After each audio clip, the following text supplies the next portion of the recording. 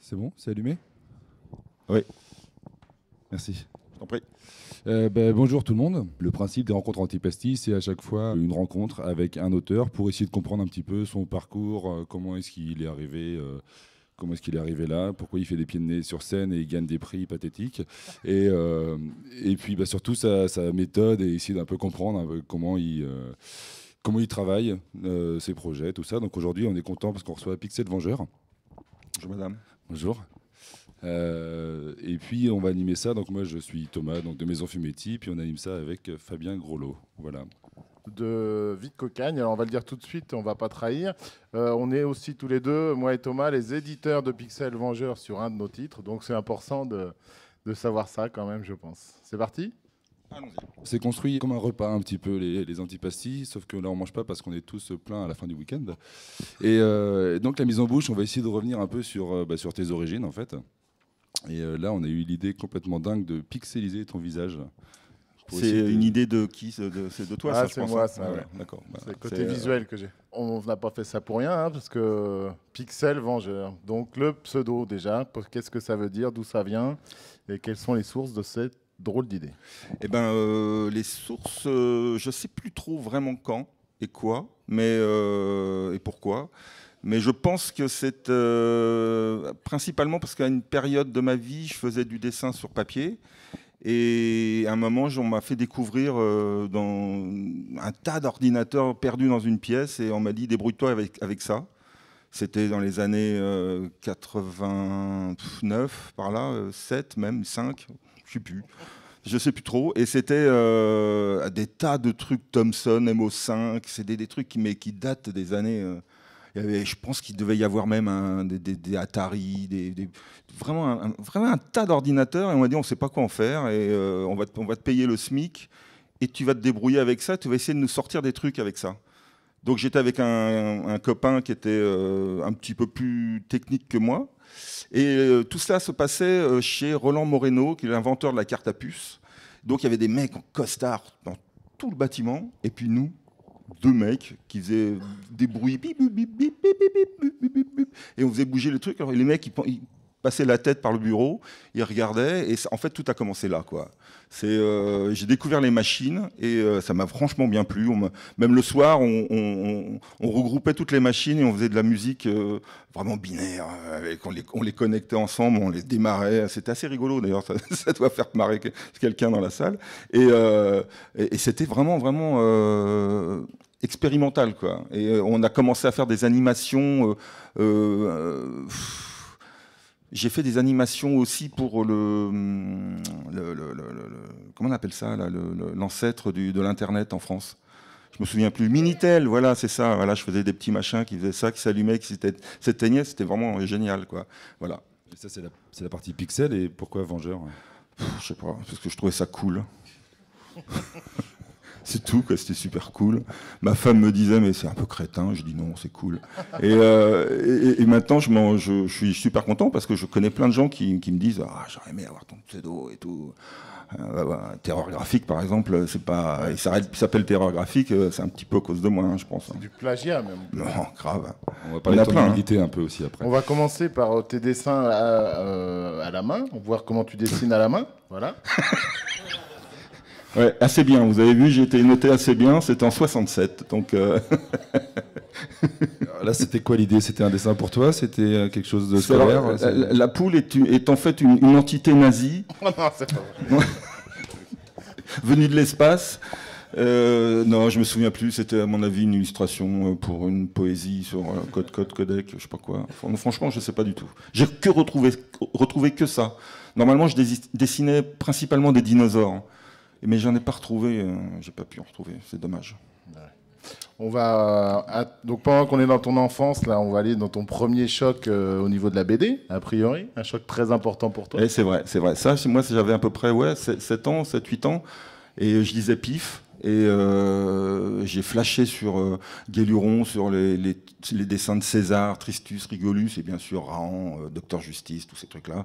Et puis bon, on va voir un petit peu plus tard, mais c'est vrai qu'après, 47 ans plus tard, 47 ans plus tard, on m'a demandé de reprendre Guéluron, on m'a proposé de reprendre Guéluron, et là j'ai trouvé ça complètement dingue, quoi. Ça n'arrive que... C'est un truc, si je disais oui ou non, enfin, je le faisais quoi qu'il arrive, quoi. Donc, c'était impossible de me refuser, quoi. Mais juste pour finir sur ces dessins d'enfance, en fait, tu dessinais la poule, là, c'est une exception, et tu dessinais que ça, ou tu avais l'habitude déjà de dessiner beaucoup? Je dessinais tout le temps, tout le temps, tout le temps, tout le temps. Et tu montrais tes dessins, ou c'était pour toi? Ouais, non, c'était pour moi. Ouais. Mais les profs les voyaient, parce qu'au lieu d'avoir le cours, il y avait des dessins.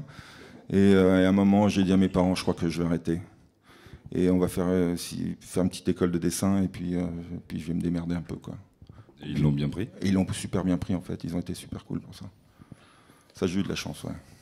Alors, hier, tu me racontais en privé que, justement, sur ces revues, c'est vraiment très, très important. Toi, tu as découvert la lecture et les revues, la lecture et les bandes dessinées à travers les revues, quoi. Ah ouais. T'es un grand, grand fan de... Bah, moi, mon père était inspecteur des ventes chez un grand groupe Paris Match et compagnie. Là, je sais plus, Lagardère, je sais pas quoi. Là. Enfin, bref, je sais plus, un gros machin, quoi.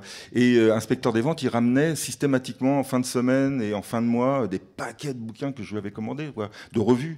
Donc j'ai grandi dans des tas de revues. J'ai dû avoir À Suivre, Métal. J'ai tout eu gratos parce que mon père systématiquement me ramenait ça en fin de mois ou en fin de semaine.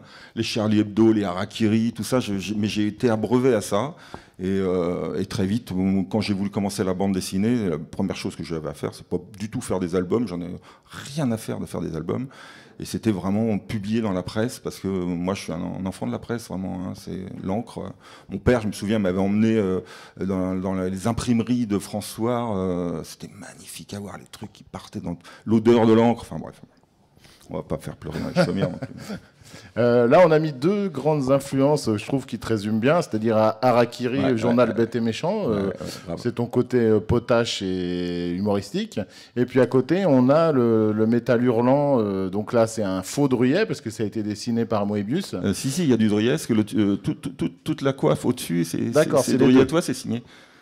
Ah, toute la coiffe, c'est Druyet, et en dessous, c'est Moebius. Enfin, c'est deux tendances qui se rapprochent, enfin, que tu as conciliées. Ah, ouais, grave. Harakiri, j'ai eu la chance de participer à un bouclage. J'avais 19 ou 20 ans. Et c'était hallucinant, quoi. Avec Choron, Cavana, tout ça. Il y avait Berroyer, il y avait GB, il y avait plein de monde. Et j'y allais tous les mardis ou les mercredis, je me souviens plus. Et puis au bout d'un moment, il me jetait à chaque fois, parce que c'était pas bien ce que je faisais, mais au bout d'un moment, ils étaient super cool. Ils me disaient, allez, viens, reste avec nous, bois des coups et tout. Ils m'avaient servi un verre de whisky comme ça. Et puis voilà, je m'étais assis, j'avais passé toute la soirée avec les mecs. Choron qui s'engueule avec Cavana. Enfin, c'est un souvenir inoubliable. Hein. T'avais quel âge, toi, à ce moment-là? 20 ans, ouais, je pense, ouais. Et là que j'ai connu aussi le psychopathe, parce qu'ils étaient à peu près, ils étaient hébergés chez Choron à l'époque. Le petit psychopathe avec Karali, quoi. Du coup, après, on a mis quelques autres. Ouais, alors ça, ça c'est mon premier album.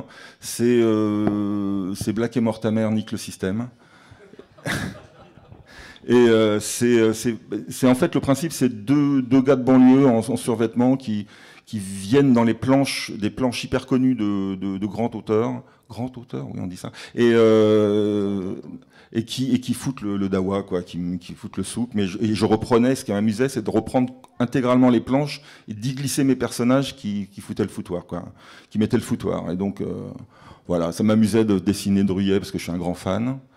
Et j'ai fait du Moebius, j'ai fait tous ceux que j'aimais, je les ai copiés, quoi. Je suis un immonde copieur.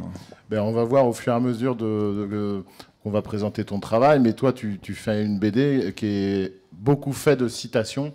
Tu adores référencer tes planches, tu adores citer les auteurs que tu admires. On en a mis deux à suivre, là.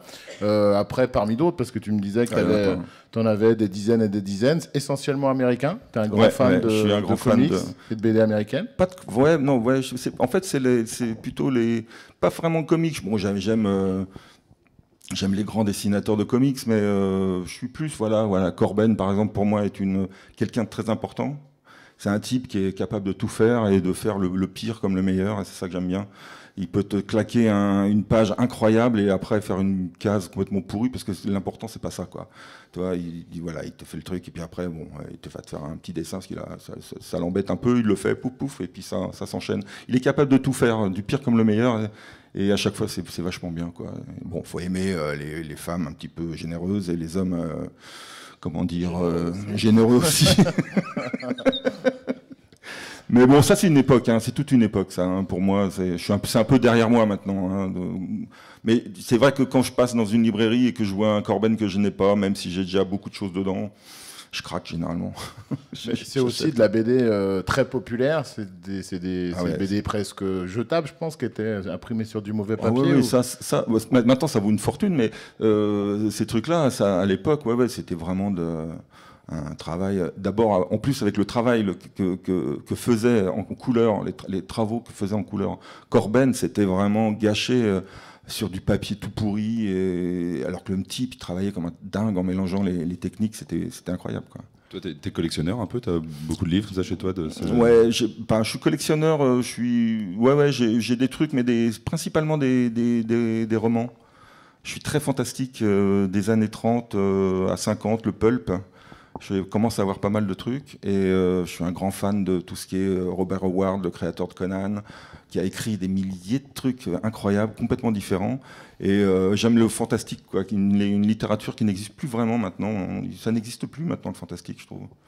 Et à une époque, dans les années 30, 50, 60, ça a été remplacé après par l'heroic fantasy, mais moi je suis moins heroic fantasy, mais la capacité de faire peur avec quelques mots bien placés, Howard est très fort en tout cas pour ça.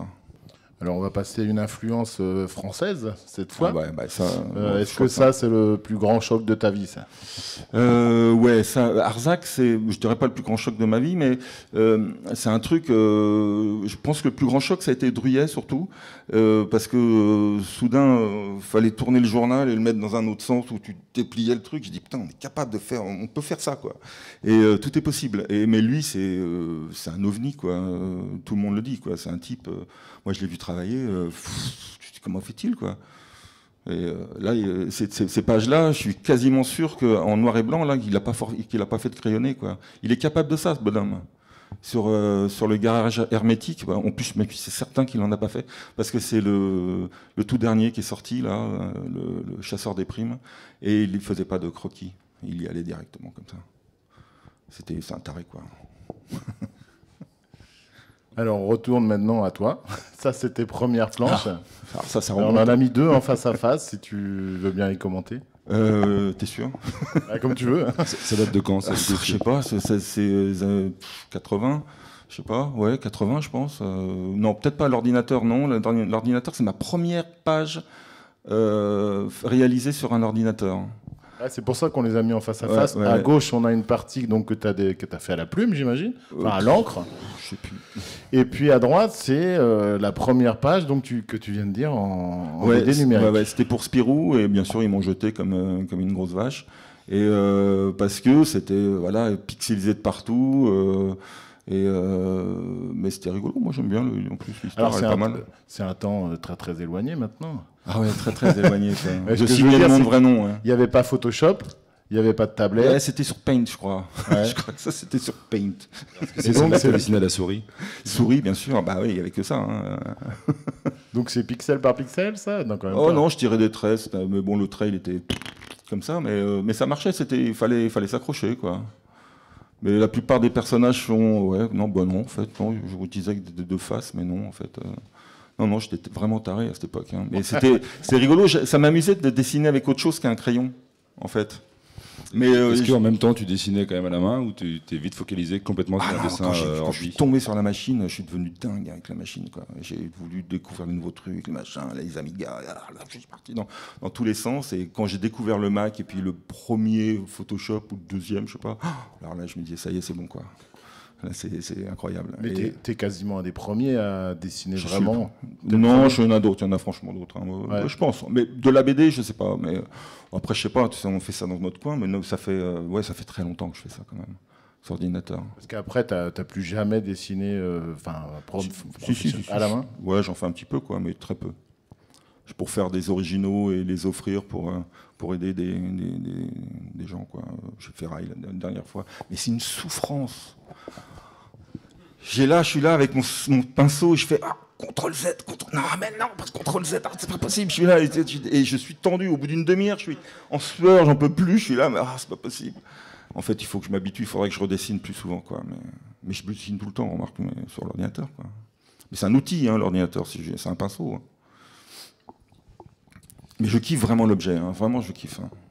Ça me plaît énormément. Quand tu dis que tu t'adores ça, t'as des logiciels hyper pointus, Non, pas tant que ça. J'évite d'en prendre trop. Je dessine un peu beaucoup avec Photoshop, avec Manga Studio. Je fais un peu de 3D je vous expliquerai un peu plus tard, mais un peu de 3D pour préparer les décors, des cadrages, des machins. Ça m'amuse. Gagner du temps, parce qu'en plus les éditeurs, plus ça va, hein, messieurs. Non, pas vous, mais généralement les éditeurs ils demandent des trucs avec un timing de plus en plus serré. Et je sais pas comment font les mecs, quoi, qui travaillent. Ils sont toujours en retard. Moi, je suis toujours à l'heure, mais je gratte vachement, quoi. J'utilise la 3D, je duplique et je change des petits trucs. Ça se voit pas trop. Je gagne la course, quoi. Justement, là, on va voir maintenant deux exemples dans le même style, en noir et blanc de ton travail actuel. Voilà, c'est un petit peu évolué, quoi. À gauche, ça doit être c'est la Légion d'année du 4e Reich, donc ça, c'est une planche inédite que j'ai pas mise dans l'album. Et c'est un album ça doit dater de 2007, je pense. Et ça, c'est 2010 à côté. C'est un dessin que j'ai fait pour l'intégrale de Dingo Jack, un vieux héros. Un de mes premiers héros que j'ai créé pour le Psychopathe. Donc ça a beau être entièrement numérique, c'est très très inspiré des... Il y a un gros jeu sur le noir et blanc. J'adore ça. Et c'est assez référencé, je sais pas, les anciennes BD, on pense à Milton Caniff, à tout un tas de gens comme ça où le noir est très très important. Là, ce qui est rigolo dans la page de gauche, c'est qu'on a, donc je crois que c'est le fantôme Antergal. Ouais. Donc pareil, un personnage un peu débile qui est en hommage au fantôme du Bengale. Et puis le côté extrêmement réaliste presque de tes décors. Oui, ça c'est ma particularité, c'est-à-dire que je suis très très pointilleux sur le décor, sur les machines. Moi, je tiens absolument que les machines, il y ait le moindre boulon. Je suis un peu taré pour ça. J'aime bien que la machine, c'est vraiment important, que la machine, elle tienne bien la route, qu'on la reconnaisse bien. Que ça soit vraiment une machine qui fonctionne, quoi. Et au milieu, je mets mes personnages un peu tordus avec gros nez et ça fonctionne. Enfin, moi, je trouve que ça fonctionne. Donc, et c'est un peu ma marque de fabrique. Même pour une fiction un peu qui peut être un peu cartoon, tu vas avoir beaucoup de documentation d'ailleurs pour tes décors, tes machines. Oui, je cherche vachement. En fait, ce que je fais, c'est que je vais sur le net et je prends des images, je remplis mon bureau d'images, puis après je les jette. Et en fait, le cerveau, non, c'est vrai, je garde celles qui m'intéressent, hein, c'est là où je veux aller, mais le fait de prendre les images, de les mettre sur mon bureau, toc, toc, toc, toc, comme ça me fait un tri dans la tête, mais mon cerveau, je sais pas, il enregistre les trucs et il garde le plus important, puis après je cible plus vers... Et puis après, je fabrique les formes avec un peu de 3D, un peu de machin pour voir un peu comment ça fonctionne. Par exemple, j'ai fait une BD de science-fiction. Je me suis dit, il va y avoir beaucoup de vaisseaux, machin. Un truc compliqué, je voulais un gros vaisseau bien. Et je l'ai fait une fois. Ça m'a pris une journée à modéliser un vaisseau, quoi. Puis après, j'avais plus qu'à le mettre dans tous les sens, le tourner autour, faire des cadrages, et puis après le sauver sur Photoshop, et puis redessiner tout. J'ai gagné un temps, mais dingue. Et voilà, quoi, c'est super, moi j'adore. On va reparler un petit peu. Je suis un homme du 21e siècle, les gars. Dernières images pour cette partie-là. Ça, c'est des illustrations que tu as fait, je sais pas. Pour rien. Comme ça, pour le plaisir? Ouais, non, c'était en fait, on avait un projet avec un ami, c'était Cthulhu Apocalypse. Je suis un gros taré de Lovecraft et de tout ce qui est un peu monstre venu des mondes parallèles. Et j'avais fait des dessins pour me mettre dans l'ambiance, quoi. C'est tout, ça ne servait à rien, hein. C'est juste le plaisir de dessiner un beau militaire bien burné avec un gros flingue et puis un abruti derrière qui surgit de l'ombre. Ça me plaisait, toi, c'est une image. Puis l'autre là-bas qui hurle, ça doit être horrible son cri, et il fait peur aux oiseaux. Et je sais pas, on lui a marché sur la queue ou un truc comme ça. Mais en tout cas, il n'a pas l'air très heureux.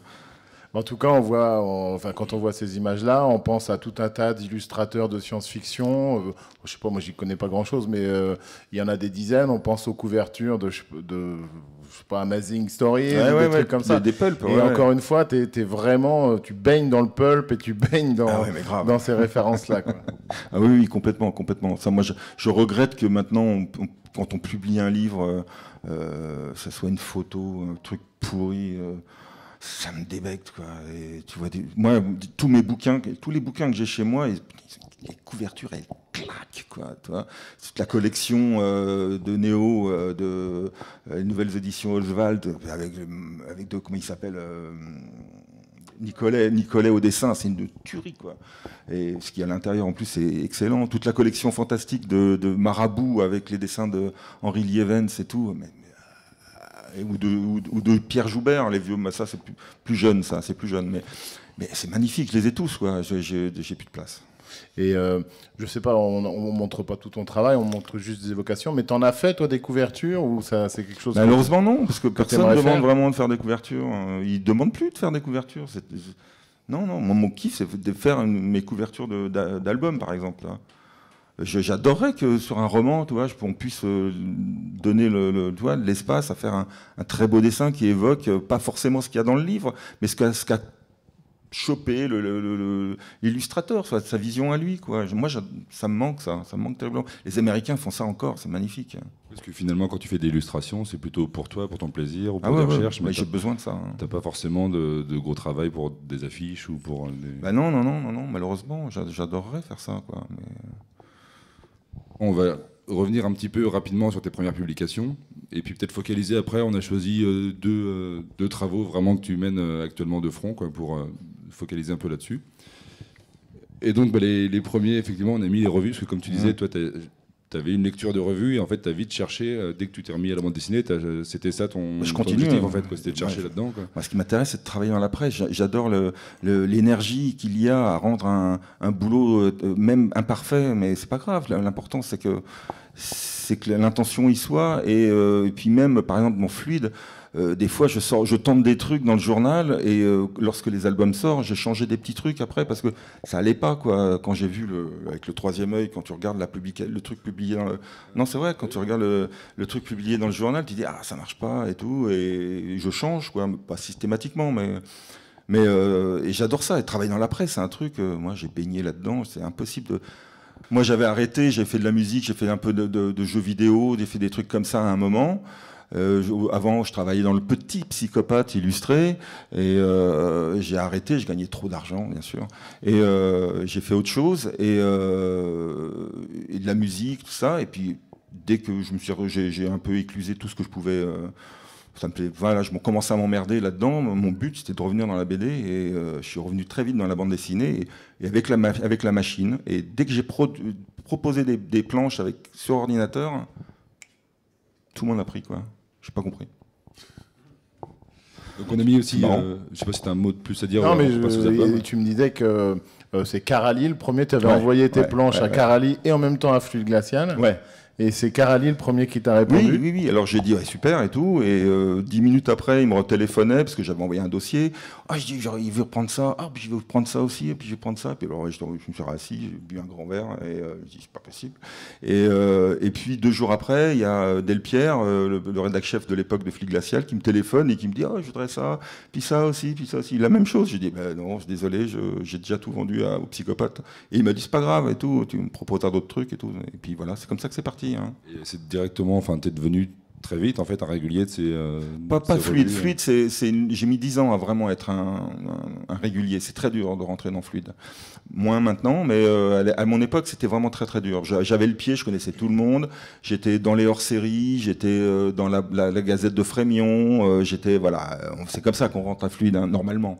C'est par les tic-tic-tic, on glisse le pied et puis la porte se referme plus et puis vite. Après, on fait les 4e de couve, et puis on te demande de faire un petit truc plus régulier dans le journal, et puis voilà, c'est comme ça que tu rentres, quoi. C'est compliqué. On parlera un peu plus longtemps de Gottlieb enfin, mais est-ce que déjà il a été parti là? Comment ça, tu l'avais rencontré Gottlieb ou pas du tout? Non. Il était déjà parti. De quoi Ah oui, non, il venait toucher son chèque. Une fois par mois, il venait au bouclage et il repartait avec son chèque. C'est ce qu'on me disait, hein. C'était Delpierre qui m'a dit ça. Ça, pour resituer, en fait, c'était à quelle époque à peu près? C'est 99, 2000, 2001, quoi. Voilà. Il était plus au journal, mais il touchait encore du pognon visiblement. Oui, non, parce qu'après, il a vraiment tout revendu. Enfin, c'est une triste histoire, quoi. Donc après les revues, on a mis quelques sélections d'albums là-dedans. Beaucoup. Est-ce qu'il y en a? Je sais même pas, moi je dis ça. J'en ai une vingtaine maintenant, je pense. Ouais, alors on a fait une sélection. Moi, ce qui m'intéressait de montrer dans cette sélection, c'était toujours le côté référencé. Black et Mortimer, le titre le dit lui-même, à Black et Mortimer, mais on a beaucoup de références à la BD, au pulp. Je vois en bas, il y a Conan le Barbare, il y a le Fantôme Intergal, et presque en haut d'Ango Jack, je sais pas, on peut penser peut-être à tout un tas d'aventuriers. À cheval, là, mais c'est le Fantôme Intergal, ouais, non, Fantôme du Bengale. À côté Ah oui, ça c'est vraiment du greenhouse, quoi, au niveau de l'affiche, quoi. C'est le cinéma bis, comme j'aime, hein, donc voilà, quoi. J'ai bossé avec un graphiste là-dessus. C'était vachement marrant, c'était la première fois que j'avais envie de... Enfin, voilà, le mec, il avait une idée et il m'a demandé plein d'éléments. Et c'était assez agréable de travailler comme ça. Et je lui ai tout envoyé, puis il m'a proposé des trucs. Et puis voilà, on est tombé là-dessus. Voilà, ça c'est... Ouais, que dire. Bon, alors on retrouve Guéluron, bien sûr, le dernier. Il y a plein de couleurs, en tout cas. Hein. Ouais, ça pète un peu. Ça, on en parlera tout à l'heure. Mais surtout, nous, ce qui va nous intéresser maintenant, hein, comme on est... c'est ta sortie la plus récente, sauf erreur, le Necrodominicon. Voilà. Donc c'est un bouquin qu'on édite chez Vite Cocagne. Et puis qui raconte les aventures, donc c'est le tome 2, puisqu'il y avait eu le petit livre noir de Dominique. Et moi j'aimerais bien que tu parles un peu de Dominique, parce que moi je trouve que c'est ton Guéluron à toi, c'est ton petit personnage fétiche, c'est peut-être un de tes seuls personnages qui traverse tous tes albums. Ouais, c'est vrai. Alors Dominique, il est né dans le Fantôme Intergal, le gars qui fait son cheval là, et il apparaît dans une première case. Il est avec sa mère qui veut aller faire les courses, et la maman Tapir et le fils. Et deuxième case, sa mère lui dit je t'aime, et lui aussi. Et la troisième case, il se fait écraser par un char-tigre. Et il meurt, atrocement broyé. Et puis c'est tout. Et c'est juste un petit passage comme ça, mais ça génère en fait toute la fin de l'album, parce que ça provoque la colère de la mère qui va se venger. Mais et ce personnage, après la sortie de l'album, j'ai reçu des mails. Les éditeurs m'ont dit on a reçu des messages, machin, à propos de Dominique. Je dis ah bon, mais il y a 3 cases dans Dominique, juste apparition en 3 cases. Et en fait, il avait tapé dans l'œil. Et donc j'ai décidé plus tard en fait de le créer, une petite aventure, et puis qui est sorti dans le Psychopathe d'ailleurs. C'était un petit livre à fabriquer qui s'appelait le Petit Livre Noir. C'était un truc à plier soi-même, mais qui était vraiment tout court, tout petit, tout machin. Et après, chez vous, avec Terreur, j'ai décidé de le faire en plus musclé, quoi, l'album. Et je me suis vraiment fendu la gueule. Je l'ai fait en 5 mois, l'album. C'était vraiment, je sais pas, j'étais... Tu sais, comme les Blues Brothers quand ils voient la lumière. Tu vois, c'était vraiment ça, j'étais dans le truc... Et en 5 mois, j'avais plié le truc, quoi. Et quand tu l'as fait apparaître au début, c'était un personnage purement secondaire. Dans ta tête, il n'y avait pas... Ah, complètement, comme Guéluron. Et alors, tu l'avais écrasé, mais c'est un personnage qui a le don de pouvoir ressusciter. Ouais. Il a un peu le don de faire n'importe quoi en pétant, surtout. On peut dire ça. Ouais. Il a des flatulences. Mais, que dire, Dominique... Ouais, je sais pas quoi dire sur Dominique. C'est un personnage qui m'a échappé complètement et ça me plaît vachement, quoi. Je le contrôle pas et même maintenant, quand je le dessine dans une planche, je fais plus de croquis, je fais plus rien du tout. Je l'attaque comme ça et c'est réglé, quoi. Il y a un truc que je trouve rigolo avec ce bonhomme, c'est que c'est un personnage principal qui est pas du tout un héros. Il subit tout en fait. Ouais. Il s'en prend plein la tête. Oui, mais il se venge quand même. Et on a l'impression que c'est quasiment même ça. En fait, des fois, on a l'impression que c'est un peu par maladresse, quoi. Il se laisse porter et puis c'est presque plus un témoin ou une victime ou je sais pas. C'est un déclencheur de plein de choses. En tout cas, dans le petit livre noir en couleur, je voulais vraiment parler de toutes ces catastrophes qui étaient arrivées à la fin du XXe et début du XXIe siècle. Et je voulais que ce soit lui qui soit à la base de tout ça. Et donc ça fait une aventure un peu abracadabrante, mais en fait ça marche, hein, je trouve, non? Bah oui, ce qui est rigolo là-dedans, c'est que justement, il se prend toutes les catastrophes dans la tronche, il en provoque la plupart. Il se fait ami avec Ben Laden. Et ouais, il est ami avec Ben Laden, il lui arrive tout un tas de saloperies. Et moi, je trouve qu'au final, même si tu perds pas le fil de l'humour et de la grosse déconnade, quelque part, ça fait aussi un album en creux qui est assez politique, en fait. Ouais, vachement. Ouais. Moi, tout ce que je raconte dans cet album, ça m'énerve, mais ça m'énerve, quoi. Et l'explosion des énormes Bouddhas en Afghanistan, mais comment ça m'a énervé le jour que j'ai appris ça. Mais j'étais dingue de ça. Et bon, c'est de sa faute. Et il fait un peu comme dans The Party, il appuie sur le détonateur en voulant remettre sa sandale alors qu'il n'en avait pas. Mais voilà, c'est ça, quoi. Mais ça m'énerve. Si je parle de ça, c'est parce que ça m'énerve. Et comment t'assumes le fait d'avoir de l'affection pour un personnage qui déclenche que des trucs qui t'énervent et que en fait, non, mais c'est mon catalyseur, quoi. Tu vois, c'est voilà. Il concentre beaucoup de choses, quand même. On dirait. Mais il est gentil. Alors, on va passer donc au tome 2. Les Nécrodominicons. Alors, je lis pas tout le titre, hein, parce que le Nécrodominique. Tu nous as pas fait de cadeau oui. sur les titres. Et alors, j'ai repris la typo de The Astounding Stories, qui est un pulp des années 20-30, que je trouvais vraiment génial, et j'ai recomposé tout. Et là, c'est un album qui est, on peut dire, c'est presque une adaptation de Lovecraft, à part que le héros est un tapir qui pète. Mais là, c'est autant le premier était un délire politique sur tout ce qui t'énervait. Là, tu payes ton. Bah là, on a tout ton univers, on retrouve tout ton univers, tes nazis, tes monstres, etc. Et on a presque un condensé de tout ce que tu aimes, avec évidemment, comme tu sais faire, tu te fous de la gueule pour dire que tu aimes tout ça, quoi. Ouais, bah oui, bien sûr. Mes nazis j'adore dessiner les nazis, mais c'est tous les mêmes et c'est tous des gros abrutis.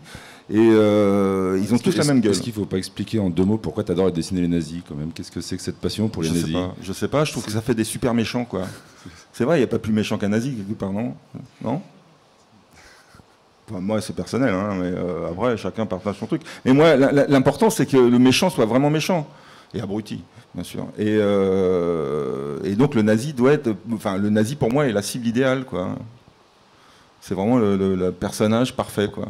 Et puis c'était le méchant quand même, toujours dans le pulp, c'était toujours le méchant contre Captain America, c'était le méchant contre, même dans Indiana Jones.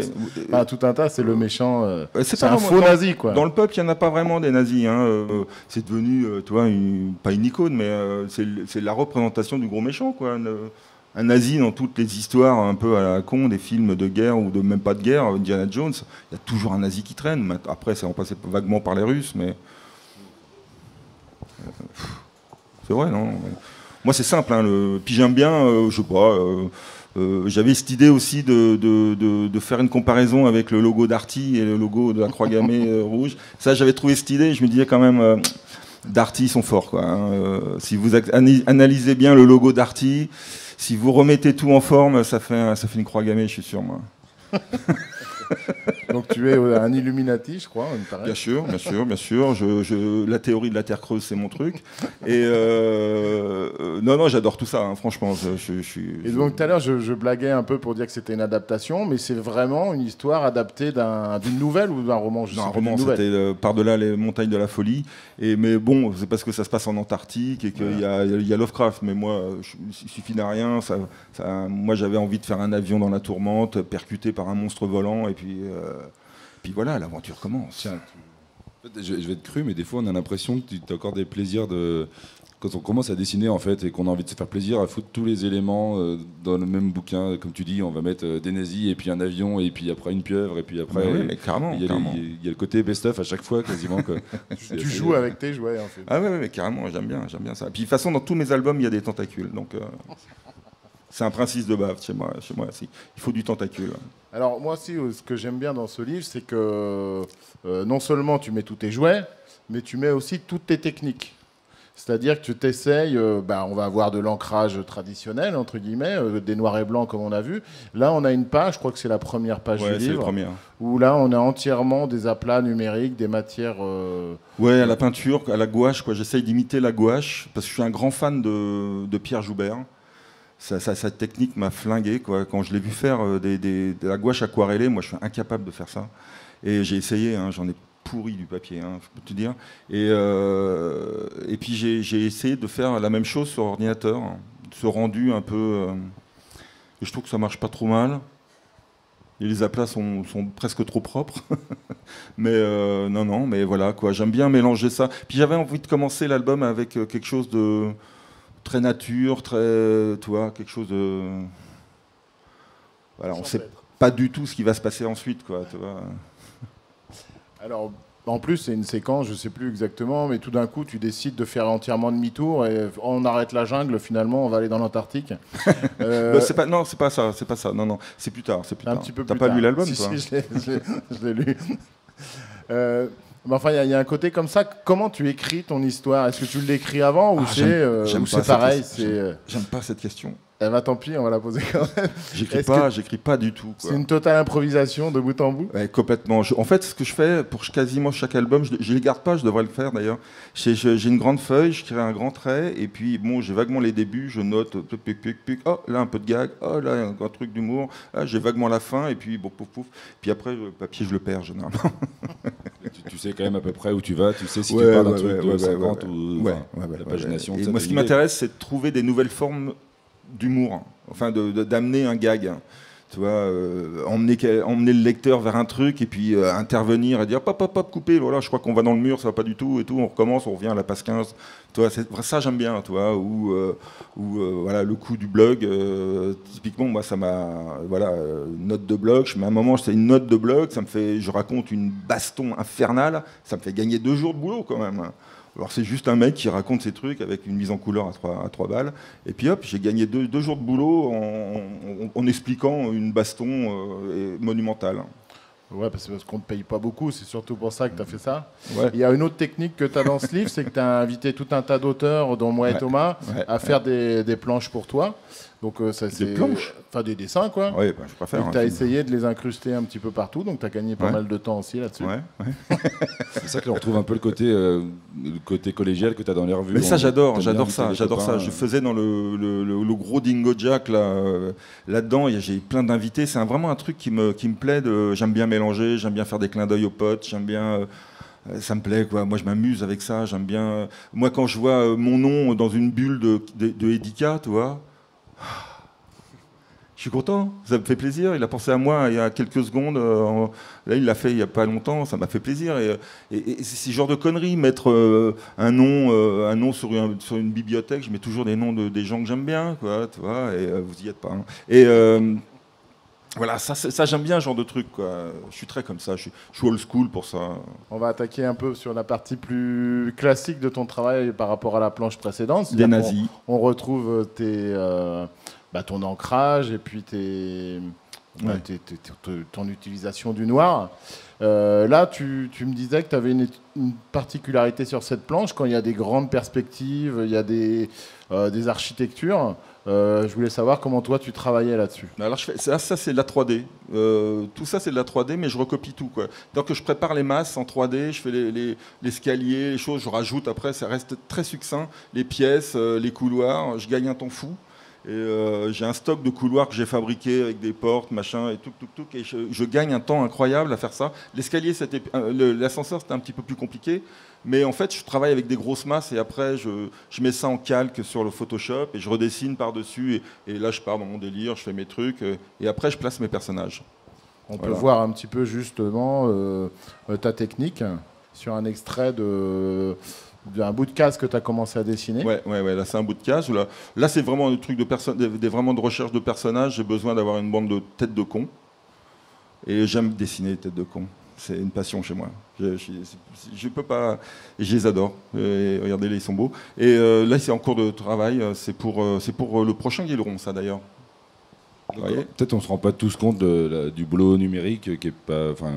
Moi, je travaille voilà. T'as Je quand vais même vous crayonné expliquer. avant. Ouais, j'ai un petit crayonné, mais vite. Enfin, tu vois, je les vois. Mais là, c'est des personnages en gros plan, donc je les fais vite fait. Je le mets je mets 10% de transparence. Et par-dessus, je travaille au lasso. Ceux qui connaissent un peu Photoshop, je travaille en double trait. Et donc, ça fait des pleins et des déliés. Et je fais un double trait et je remplis à l'intérieur. Et ça donne l'impression des coups de plume ou de coups de pinceau. Et ça ne fait pas du tout ordinateur. Et je travaille très très vite maintenant comme ça. C'est une méthode que j'ai mis au point avec moi-même. Et je ne sais pas du tout s'il y en a d'autres qui travaillent comme ça. Je crois pas. Il faut vraiment être un peu taré pour faire comme ça. Mais moi maintenant, je suis capable de tomber des planches, mais hyper rapidement comme ça. Vraiment. Et j'adore, c'est un côté immédiat. Tu vois, un gros plan, ça marche bien, je trouve, j'aime bien. Bon, on peut continuer. Non, je suis content de mon travail, c'est bien. Alors là, on a mis encore une planche tout en noir et avec beaucoup d'ancrage. Et beaucoup de Franquin dans encore une autre référence. Franquin mort. Avec un dessin de Laurent Houssin, là, si tu peux le montrer, c'est le gros machin rond, là. Voilà, celui-là, il est signé, là, c'est ça. Et j'ai demandé donc à plein de dessinateurs de faire des monstres pour moi. Il y a un monde parallèle et j'avais demandé à plein de potes de faire un monstre. Et donc, je les glissais dedans, et puis je leur demandais de signer en dessous, comme ça nuit pas trop au truc, mais quand on tombe dessus, on voit, tiens, il n'est pas de lui, celui-là. Et c'est rigolo, quoi. Donc, tu disais que ça peut être Franquin, donc des idées noires de Franquin. Tu avais une planche en tête particulière, tu me disais. C'était la planche, je ne sais pas si vous connaissez tous l'idée noire, quand même. C'est lorsque il y a un petit enfant qui doit aller chercher de l'eau au puits, il ne veut pas y aller parce qu'il y a des monstres, et puis le père le force, ou le père, il y va, je crois, à sa place, en l'engueulant et tout. Puis autour du puits, il y a des monstres qui sont à peu près comme ça, énormes, en tas derrière le puits. C'est magnifique. Et bon, j'ai essayé humblement de rendre ça, quoi. Et tu as toute la BD comme ça, c'est ce qu'on disait, une succession de citations d'auteurs que tu aimes bien. Oui, mais tu les vois, tant mieux. Tu les vois pas, c'est pas grave. Ouais, quoi. c'est pas grave. Ceux qui les chopent, quoi. Tant mieux. Ça nuit pas à la lecture, quoi.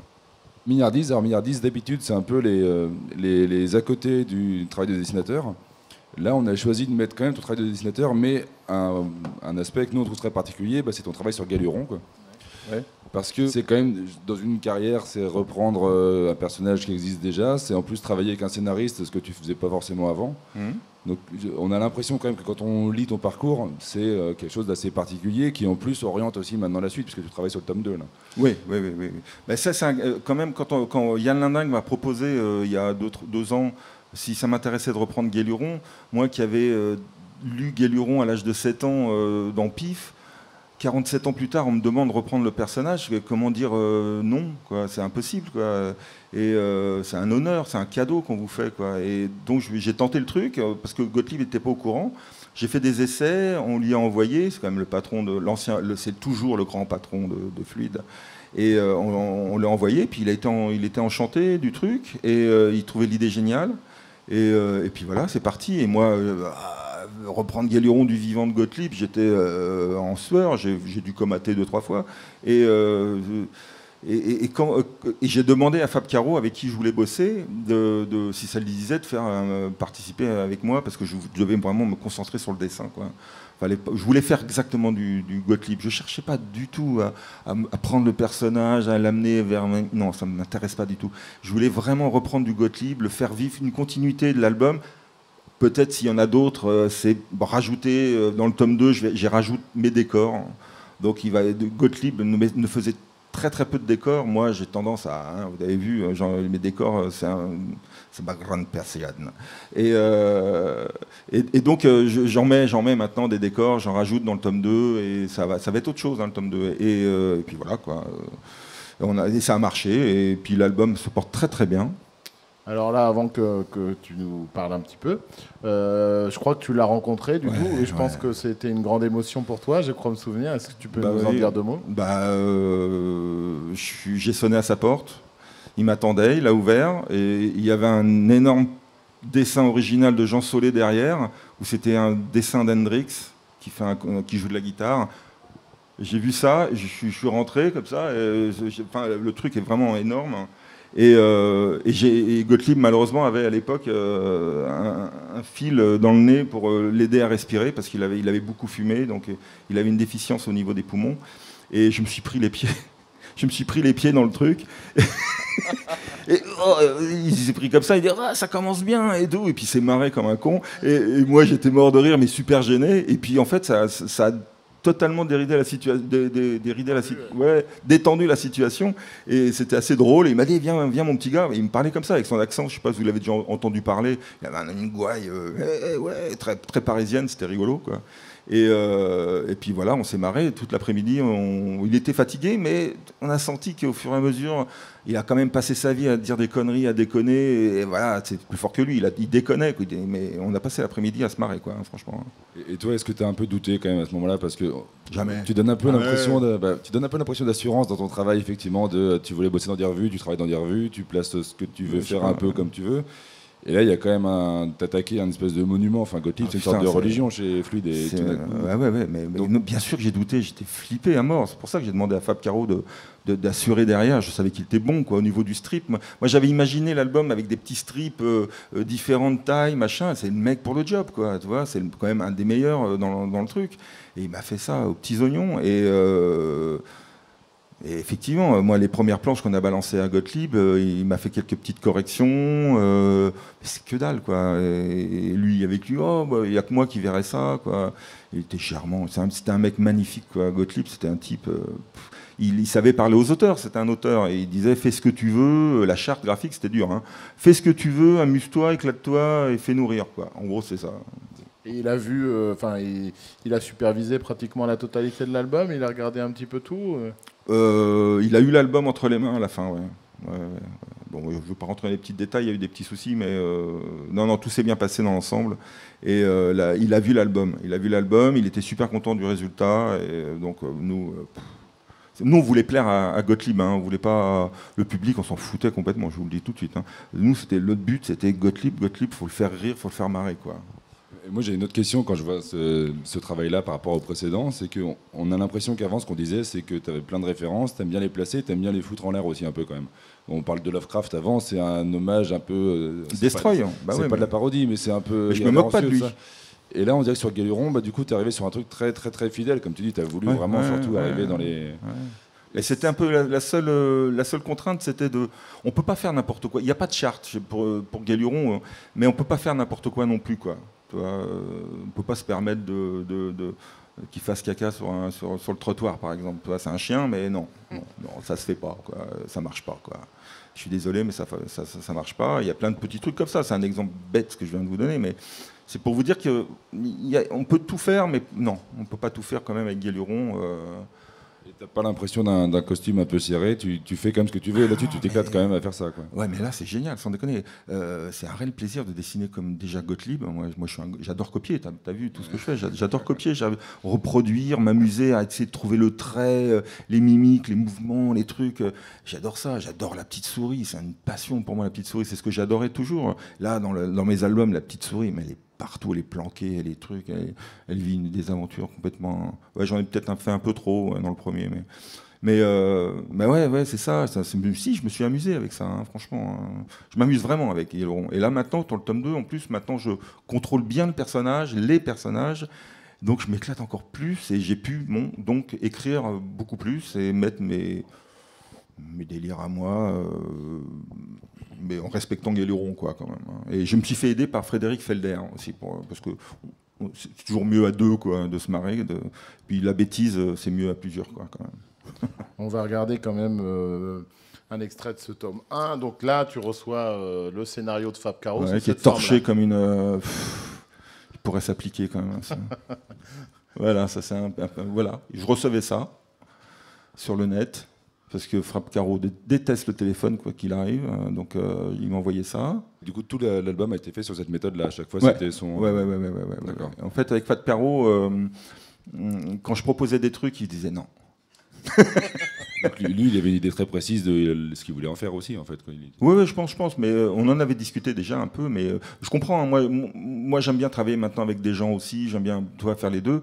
Mais je respecte ça. Il y en a avec qui on peut proposer, on peut y aller, on peut mélanger, on peut toi, on peut y aller. Et, ben, lui, non. Lui, il aime bien ça tout vienne de lui. Bon, je comprends. Hein, mais quand ça me plaisait pas, je lui disais, ben non.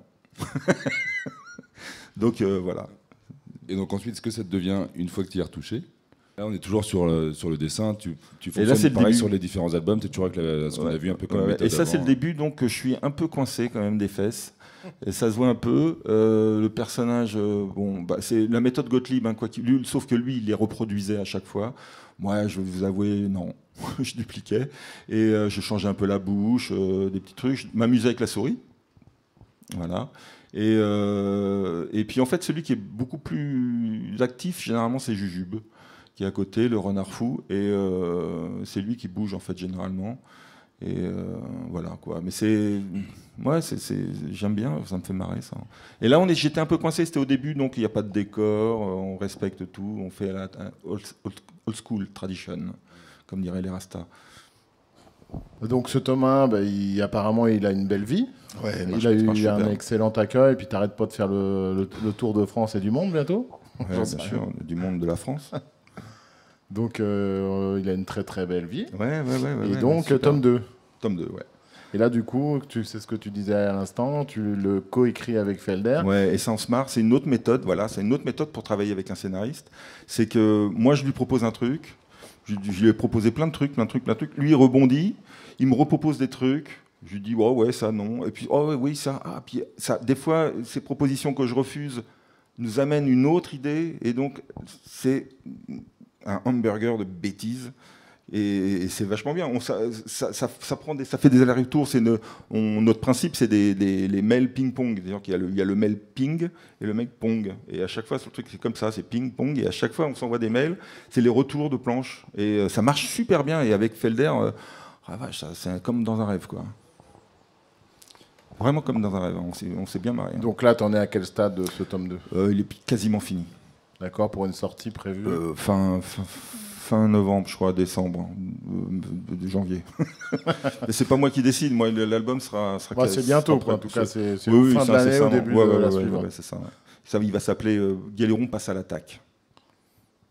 Titre burné. On va prendre 5 minutes pour conclure avec la dernière partie sur la suite, sur comment tu embrayes. Alors on sait, là on vient d'en parler un petit peu, qu'il y a la suite évidemment avec Guéléron. Il y a aussi Dominique, je crois, qui revient sous une autre forme complètement. Ouais. J'ai été accroché par Pif. Et ça me plaît parce que voilà, c'est ma première lecture. Et c'est génial. Et ils me demandent, ils sont venus et ils m'ont demandé une série avec Dominique pour les enfants. Voilà, c'est consécration. Je vais être à côté du concombre masqué, donc moi tout est dit. Hein, c'est génial. Donc ça va être pour les enfants. Donc on commence ça en septembre, je crois que ça sort en septembre. Et après on verra avec Pif, on ne sait jamais. Donc en tout cas, ils me demandent de fournir. On se souvient qu'au début, j'avais mis une diapo où on voyait Galuron dans Pif, donc voilà, c'est pas mal. Ouais. Et d'autres projets ? Ouais, j'ai un bouquin, mais je peux pas vraiment en parler encore parce que je crois que mais bon, c'est pour Dupuis sur un gros méchant, une collection. Et le gros méchant, c'est Attila. Voilà, et je dois faire l'histoire d'Attila avec un scénariste. Et c'est au sein d'une collection. Et ça va être marrant. C'est marrant, ça aussi. Je pense que c'est Guéléron qui m'a. C'est l'album Guéléron, à mon avis, qui m'a amené un petit peu de focus, sur moi, je pense, hein, parce que. Depuis, j'ai travaillé que dans Spirou et jamais aux éditions, et ça va être drôle parce qu'ils veulent du fluide glacial. Donc voilà, on va mettre du désherbant derrière Attila. J'avais une petite réflexion pour terminer. Il y a un truc que je trouve assez rigolo, c'est comment tu t'assumes plein de références qui sont parfois un peu, pour être cru, parfois un peu vieillottes. Quand on parle de toute la vieille littérature, les vieux cinémas, série B, tout ça, parfois un peu décalé avec ce qu'on peut voir en production aujourd'hui en bande dessinée. Mais tu arrives à intégrer ça, toi, dans ton travail, tu as une relation très forte avec toute la production, avec les acteurs beaucoup plus nouveaux, indés. Enfin, tu bosses beaucoup. Alors il y a nous et Vite Cocagne, mais tu as beaucoup travaillé avec Arg, par exemple. Ouais. T'arrives à mélanger tout ça, en fait, c'est assez rigolo, quoi.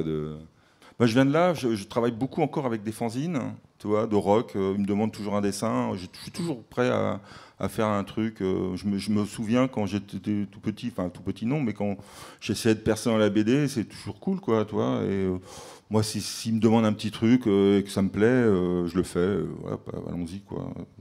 Je fais pas non plus une œuvre d'art à chaque fois, mais j'essaye de faire bien, quoi qu'il arrive. Mais ouais, je crois que c'est nécessaire de faire ça. Et puis travailler pour rien, un petit peu.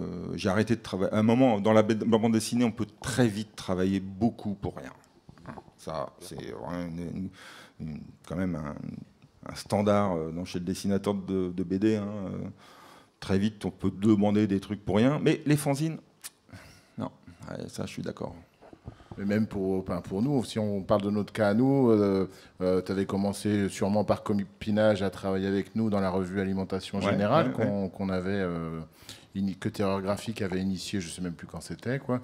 Mais tu étais parmi les premiers à balancer les pages, tu étais toujours partant. Ouais, mais je vous traitais de fanzine. Hein, ah, tu nous insultais copieusement, ça, il n'y a pas de problème. Mais, je veux bien travailler gratos, mais au moins que je vous insulte un petit peu quand même. Et pareil, le livre noir, tu étais super content de le faire avec nous, alors que je suis sûr qu'il y aurait des gros éditeurs qui te l'auraient acheté. Oui, il y en avait. Mais non, mais moi, ce qui me plaisait, déjà, je vous avais rencontré, on ne va pas ce machin, mais moi, ce qui m'intéresse, c'est de bosser avec les gens, quoi. Donc, les gros éditeurs, à chaque fois, quand tu bosses avec un gros éditeur, il n'y a personne. Il n'y a personne, tu es là, tu fais ton bouquin. Allô, alors, tu as reçu mes planches? Ah oui, ça va, c'est bien, d'accord. Ah, d'accord. Et en gros, c'est ça, quoi. Il n'y a pas beaucoup d'échanges. Moi, ça m'emmerde, ça, terriblement. Je ne demande pas à avoir des mecs tout le temps sur le dos, parce que ça, je les enverrai peut-être, mais au moins qu'il y ait un échange. Un bouquin, c'est quand même... voilà, c'est pas n'importe quoi. Et bon, bah, avec vous, ça s'était super bien passé pour à chaque fois les petits trucs, et puis les fêtes, les coups qu'on avait bu ensemble. Moi, ça m'avait plu, donc moi, j'avais la chance de bosser à Fluide, de gagner, moi je ne cherche pas à gagner des milliards, et à vivre honnêtement de mon travail et tout, et voilà, avec vous, c'était ok, quoi. Mais oui, il y avait d'autres gens qui étaient intéressés par le petit livre noir, mais tant pis. Hein. Bon. Est-ce que toi, tu voulais finir avec quelque chose qu'on n'a pas abordé ou... Je sais pas. Non, c'est cool, c'est bien, non, ça va. Si ça plaît à tout le monde, ça nous va. Ouais, c'est bien. Ça me va bien, moi. Okay, merci. Merci Pixel. Merci tout le monde.